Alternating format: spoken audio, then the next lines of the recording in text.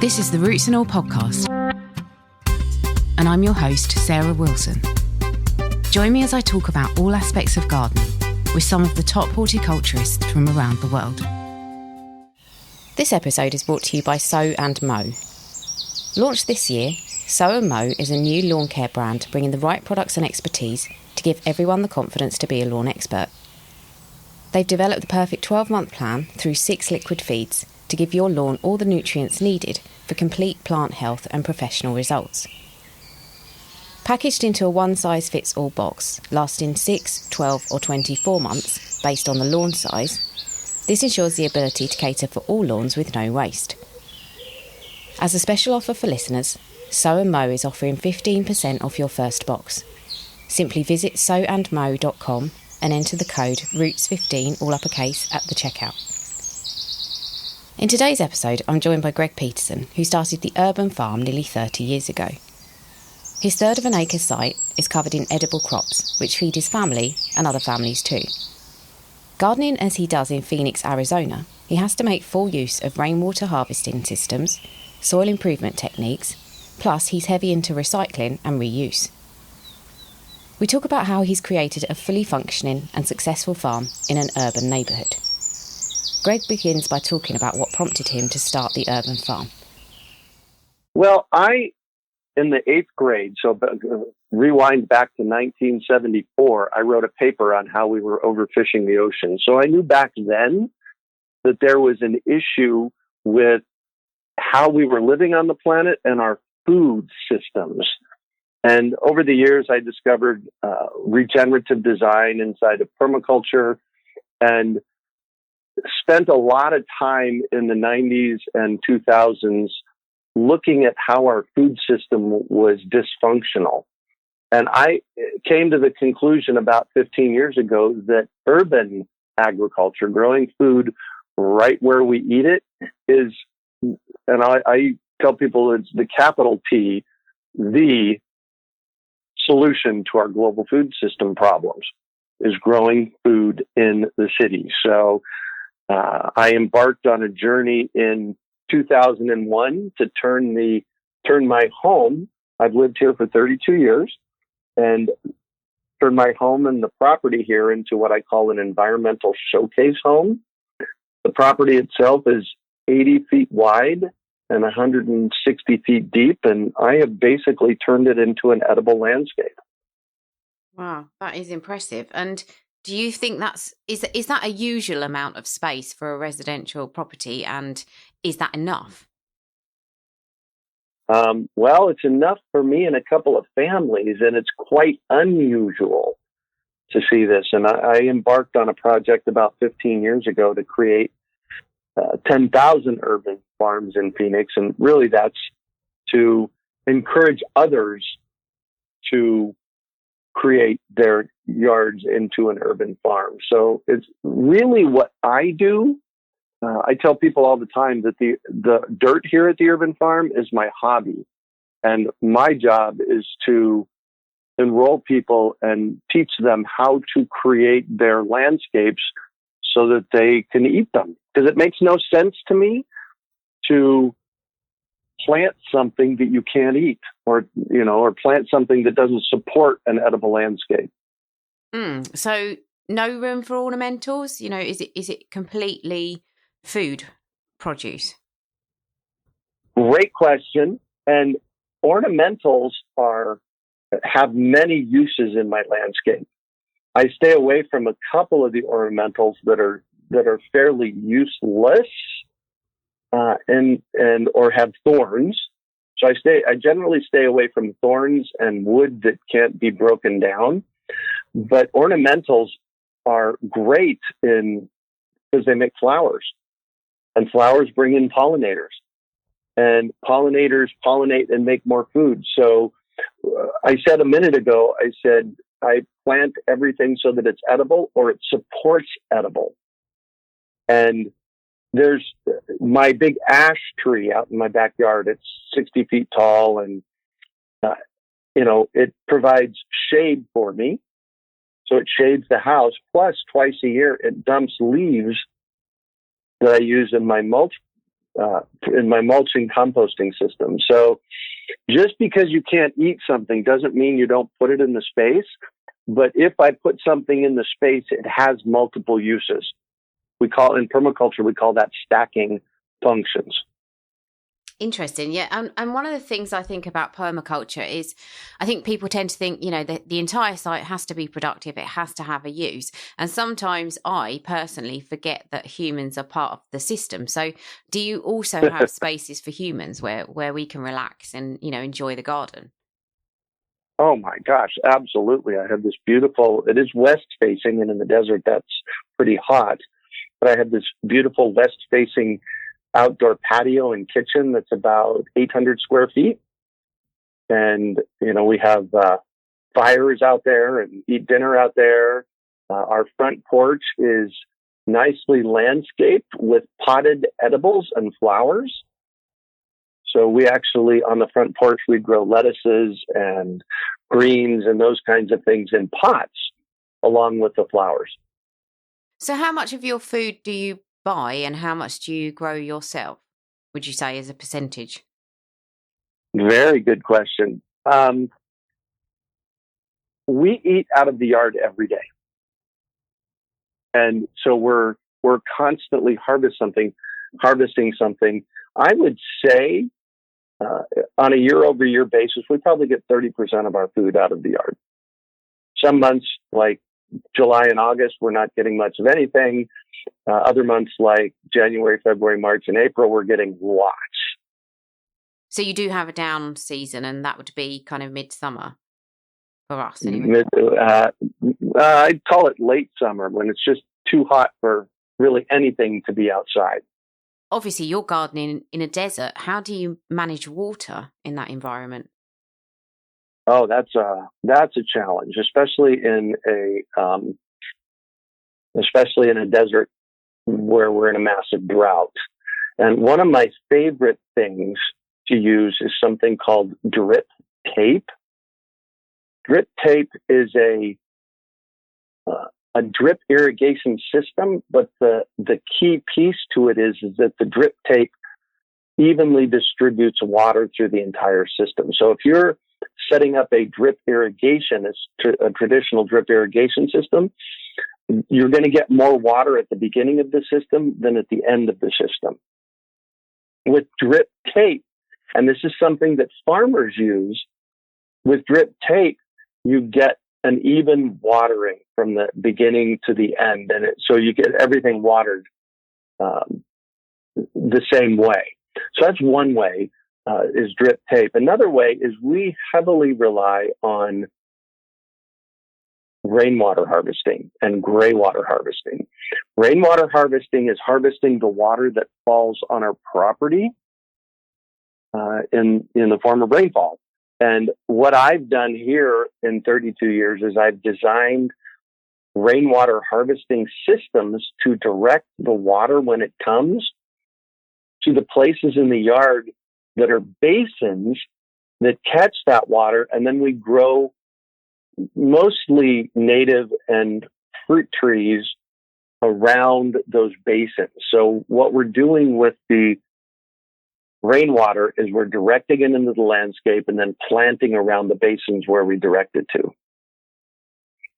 And then gray water is any water that goes down any sink of your house or any drain of your house except your kitchen sink and your toilet. And in Arizona, it is legal to use gray water in our landscape. We just have to figure out how to get it to it. So one of the things that I've done here at the Urban Farm is I actually moved some facilities outside. So I have a nice kitchen sink outside where we rinse vegetables and rinse our hands, and that water goes into the landscape. Plus, I have an outdoor shower that when we take a shower, that water goes out into the landscape. So that's two of the ways that we manage water here. We use a super efficient drip irrigation system called drip tape. We use rainwater and graywater harvesting. There's a third way that we count on for water here at the Urban Farm, and that's water from our air conditioning and evaporative cooler systems. And so we collect that water. For anybody that has an air conditioning system, there's usually a place off of the roof where there's this drip, drip, drip when the air conditioning is running. We collect that water and use it in our landscape. And when you use the shower and you direct that water away, do you have to be careful about the kind of products that you use, say detergents or shampoos or anything else?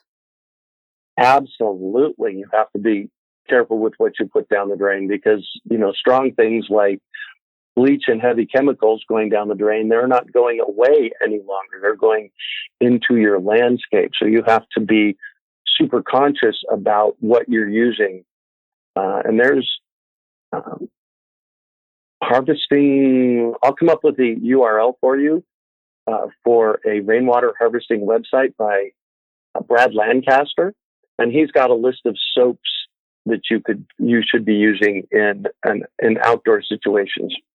Mm-hmm. Yeah, that would be really useful. So I think everybody's probably got a preconceived idea of what a desert soil would look like. But what does your soil actually look like, and how do you fertilize it? That's a great question. And we actually don't have desert soil. We have desert dirt. And our dirt here in the low desert basically has zero organic matter in it. Most tests, if you test desert dirt, it's going to have less than 0.5% of organic matter. Now, I am a huge proponent of teaching people how to build healthy soil. Healthy soil, I believe, is the single most important thing that you can do in growing healthy food is grow healthy soil. There are 5 components of healthy soil. Dirt is one of them. Dirt has micronutrients in it that, because it's broken down rock, that if the soil that you build isn't healthy, the plants can't uptake those nutrients. So if you're just trying to plant in desert dirt, good luck with that.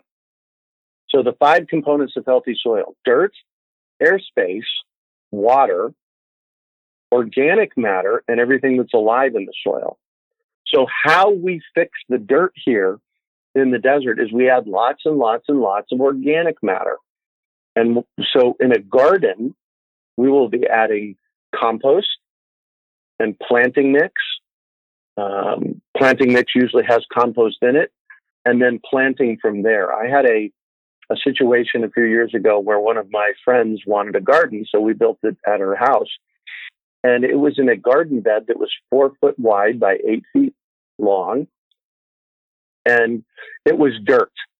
So what I did is I got this really nice planting mix and I put 6 inches of planting mix right on top of the dirt.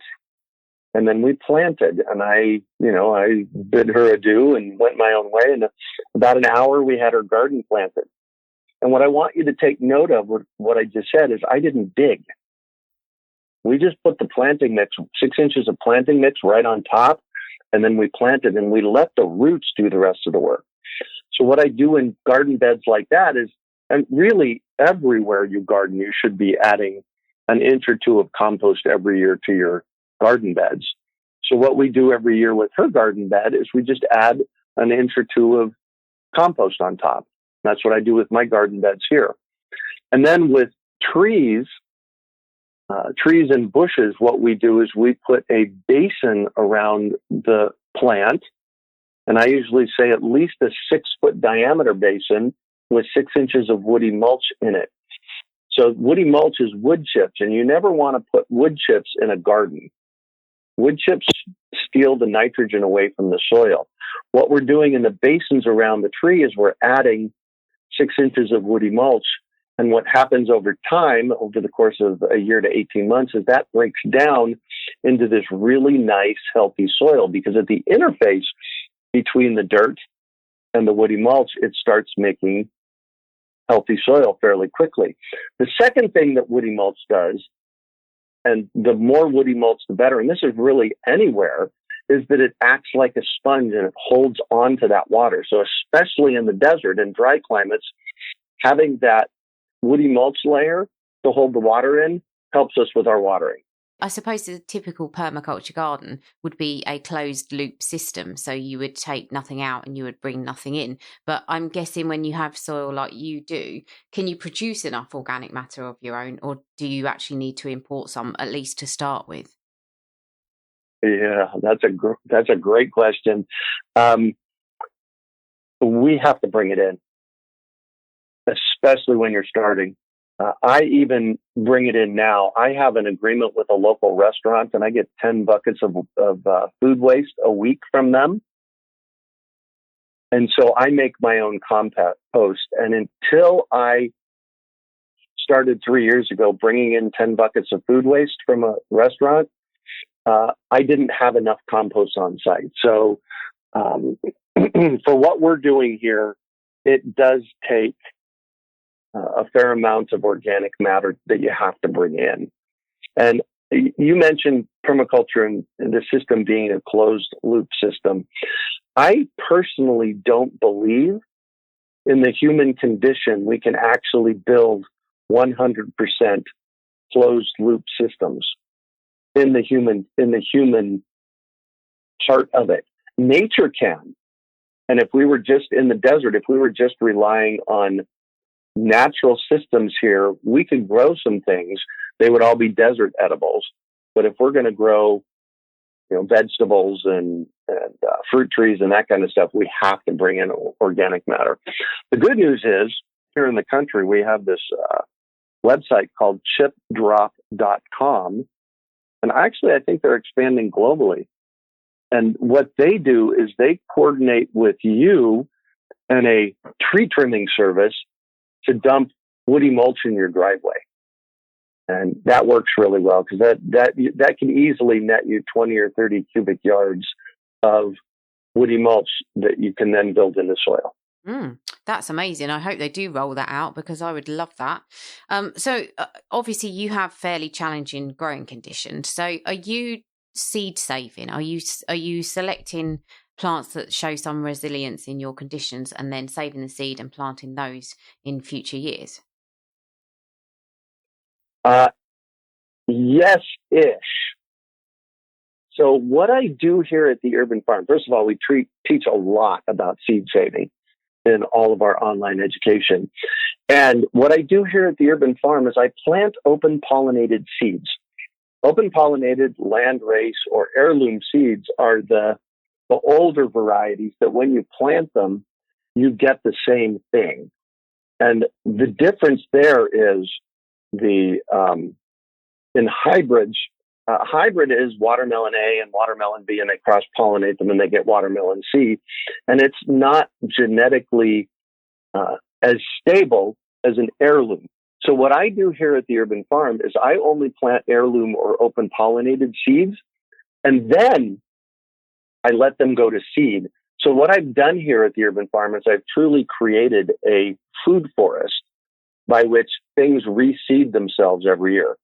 And at any given moment during the year, I have carrots and parsley and basil and oregano and nasturtiums and fennel and lettuce and kale and cabbage, all of these things, and garlic and onions, all of these things reseed or replant themselves every year in my landscape, so that all there is for me to do is to go out into the landscape, harvest the food and bring it in and eat.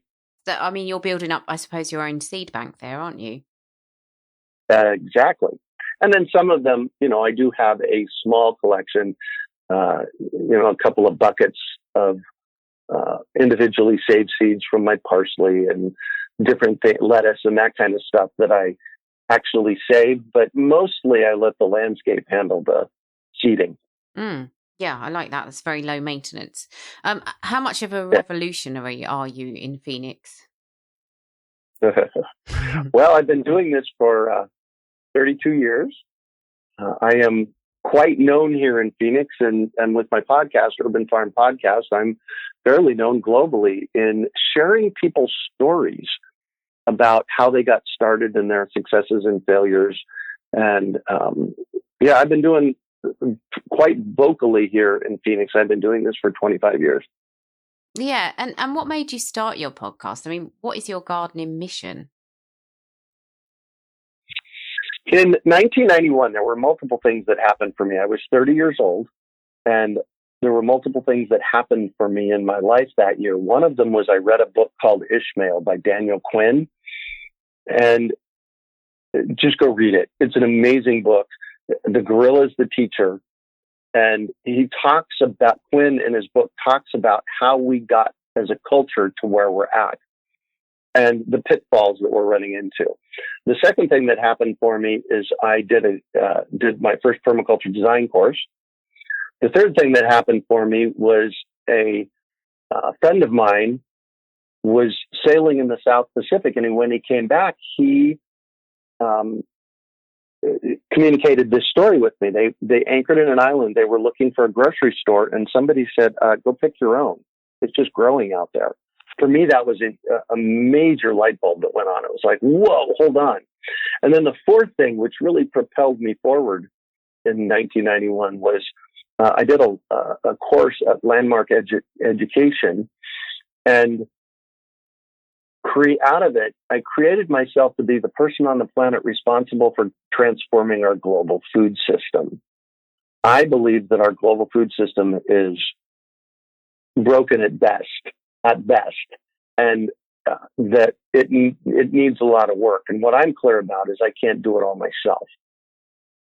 So given that my job each day is to transform our global food system, I had to find ways to communicate that out to the world. And my podcast is one of them, the Urban Farm Podcast.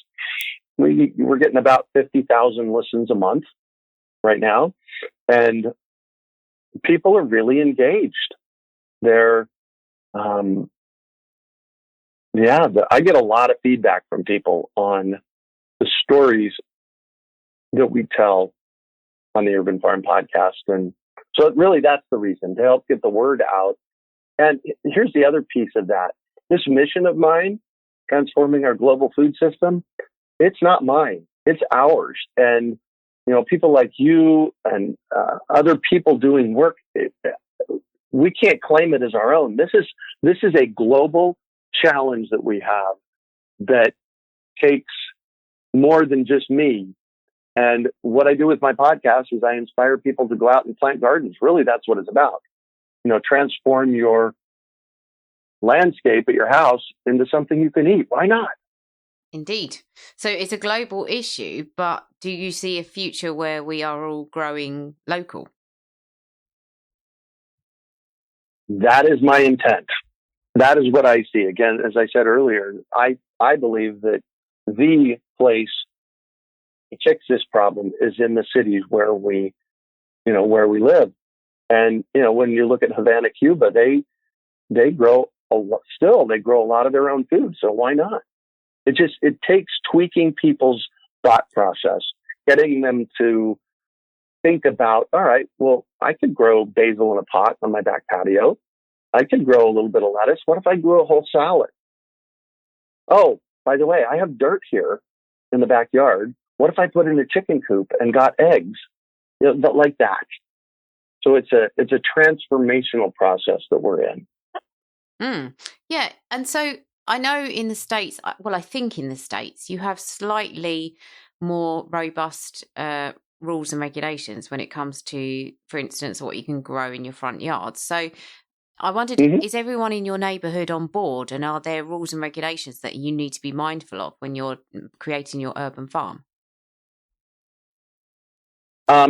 Yes, I have neighbors on board. In fact, one of my newly added neighbors in the past year and a half, he's converting his entire landscape like mine. And I don't know if he knew I was here when he arrived, but he's excited to play.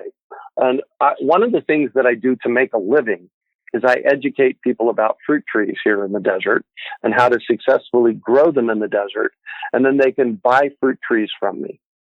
And I've been doing this for 22 years. And there are 22 houses on my street. And over the years, I've given all of them at least 1 or 2 or 10 fruit trees. So my deal with our street is that if you live on the street, you can get a free fruit tree from me. So that's one of the ways I inspire people to do it. One of my across the street neighbors came to me a few years ago, and she communicated this with me. She said, I was talking with a friend of mine the other day, and she was telling me all about this cool place here in Phoenix called the Urban Farm. And my neighbor lit up, and she told her, yeah, that's my neighbor. So mostly my neighbors are on board. I mean, what's not to be on board about? I grow lots of food. Definitely. Yeah. So do you have to be careful about the kind of look of it, or do you have quite a lot of freedom with that?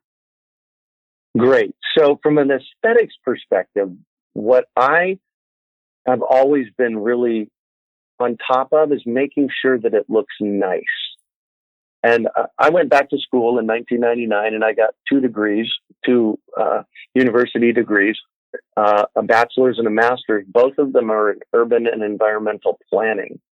So from a urban planning perspective, what I know is that I want to make sure that what I put in place is cool and looks good for the neighborhood so that they're more on board. So what I've done over the course of the last 20 years is I've made sure that what I have in place is aesthetically pleasing so that people like it.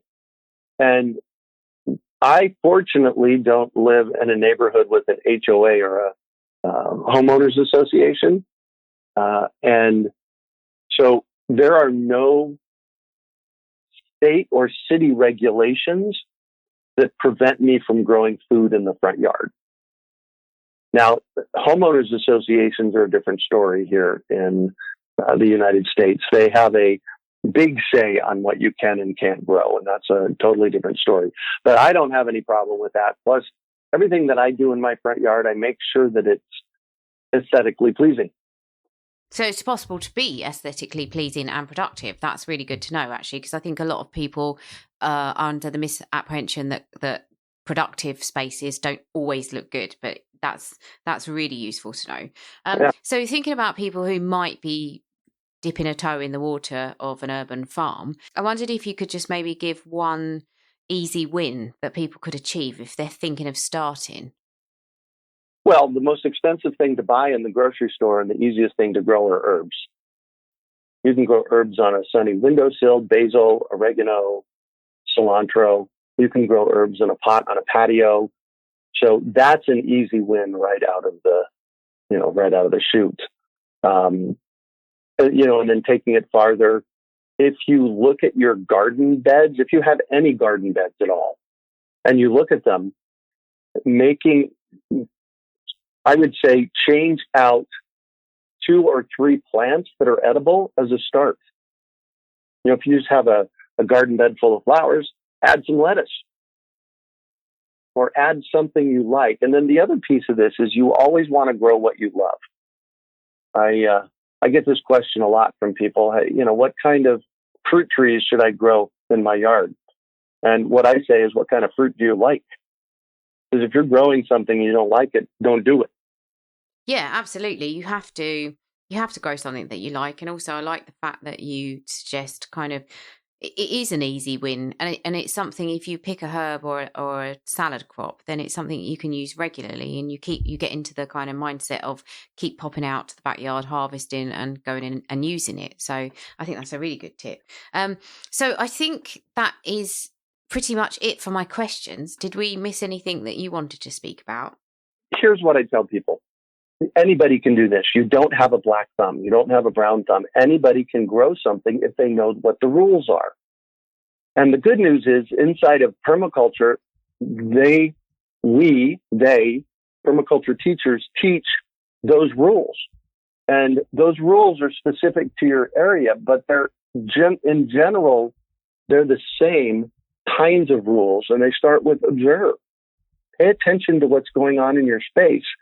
And when you do something, if you fail at it, you're gonna fail. I promise you. I've killed more plants than most people have, not on purpose, but that's just what happens. So take that into consideration, and and then do something different next time. So start slow and spend your time observing. So there you have the lowdown to growing food in the middle of a desert in your back garden. And if you'd like to find out more about Greg's urban farm, I've put links in the show notes, along with links to Brad Lancaster's water harvesting page and Daniel Quinn's Ishmael. Thank you to Greg for taking part in the interview, and to you, as always, for listening. Please also go and check out this episode's sponsors, So and Mo. They're offering 15% off your first order. Visit soandmo.com or follow the link in the show notes and enter the code ROOTS15, all uppercase, at the checkout. Here's Dr. Ian Bedford now, with a bug that attacks one of the nation's favourite flowers. As summer begins, one of our most emotive and iconic groups of plants takes centre stage in many gardens across the country. These are the flowering roses, and subgrouped as wild, old garden and modern garden varieties, they encompass almost every type of growing style. With such diversity of flower form, fragrance and colour, that there's always one variety that'll make the perfect plant for occasion or purpose within a garden. But just as we love the roses, so do many different invertebrate species, many of whom have become specialists in colonising and feeding on them. And this includes rose aphids that suck out the sap, rose tortrix moths whose caterpillars nibble the leaves, and rose chafer beetles that eat the petals. But there's also some invertebrates that, in the process of living on a rose bush, cause problems other than just through their direct feeding damage. And probably the most common of these is the rose leaf-rolling sawfly. Sawfly are insects that are in the same taxonomic group as bees, wasps and ants. And the leaf-rolling sawfly are about 1/8 of an inch long, black in colour, with 2 pairs of transparent wings. And they're often seen flying around the new leaf growth on roses during spring and early summer, whilst they look for a mate. When ready to lay eggs, the female returns to the new growth areas and starts to insert her eggs into the tender new rose leaves. At the same time, she also injects a chemical that reacts with the leaf cells and over the following hours causes the leaf to curl protectively around the egg. After a week, the eggs hatch into small green larvae, each protected inside a curled leaf, where they start to eat their way through the layers of leaf material. And by midsummer, the larvae are fully grown, and the curled leaves will have become skeletonized. The larvae then crawl down to the soil to overwinter before they pupate in the spring and emerge from the ground as the next generation of adults a few weeks later. Being so well protected within the curl of a leaf, the sawfly larvae are not easily found and predated on by natural enemies. So if necessary, small infestations can be controlled by simply removing the affected leaves by hand and disposing of them accordingly. With more severe infestations, some of the leaves could also be removed, but in addition, the overwintering larvae could be exposed to frosts and insectivorous birds by digging around the base of the rose during winter. You can download or listen to the podcast direct from the website rootsandall.co.uk. Please also check out my Patreon, where you can make a one-off donation or take out a monthly subscription to help support the podcast. Because if you enjoy the show, please help it continue. I also have a GoFundMe where you can make a one-off donation. Even a one-off donation of £1 helps, and I'll be really grateful for your support. So please go to Patreon or GoFundMe and search for Roots and All Podcast.